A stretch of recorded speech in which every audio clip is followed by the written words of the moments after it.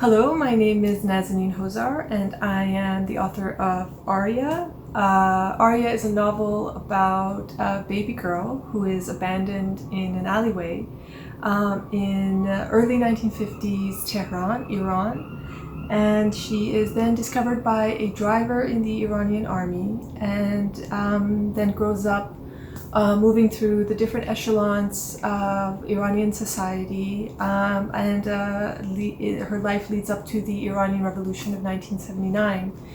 And I am going to read for you a small section of when this driver, his name is Behruz, first discovers Arya in the alleyway. Okay. Behruz was staring at the letters on the front of the cinema when he heard the cry, like a cat in pain. He walked closer to where he thought the sound was coming from, but water gurgling in the gutter muffled its location. He crossed into another alley, nothing there. He continued to move from alley to alley, jumping over gutters. The more he found nothing, the more urgently he searched. His only help was the moon. There were no lights in the nearby homes. It seemed the rest of the world was asleep. He finally reached a mulberry tree, which was flanked by rows of garbage. Staring up at him was a pack of wild dogs.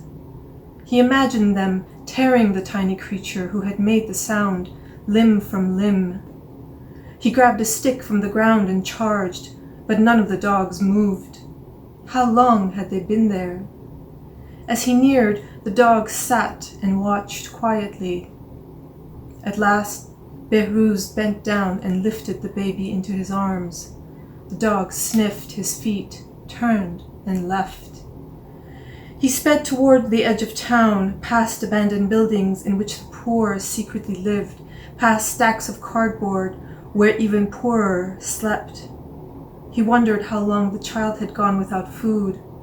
The stores were still closed, but his wife must have bought some milk, he thought frantically. The baby didn't look more than 3 days old. His head hurt. The stars whirled in the sky.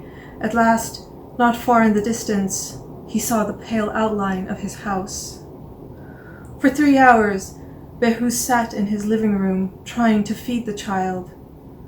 He had woken a sleeping neighbor who had found some milk, though the baby threw up most of it.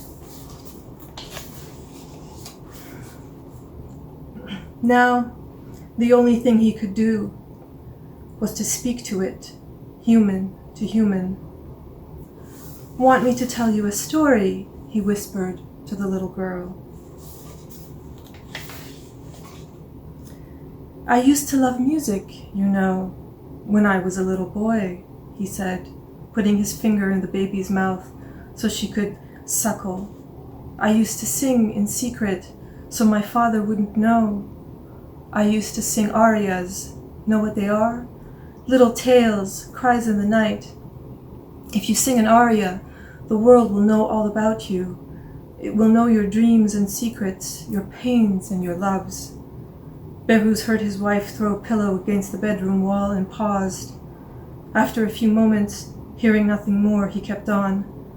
"I'll name you Arya, after all the world's pains and all the world's loves," he said. "It will be as if you had never been abandoned, and when you open your mouth to speak, all the world will know you." Thank you.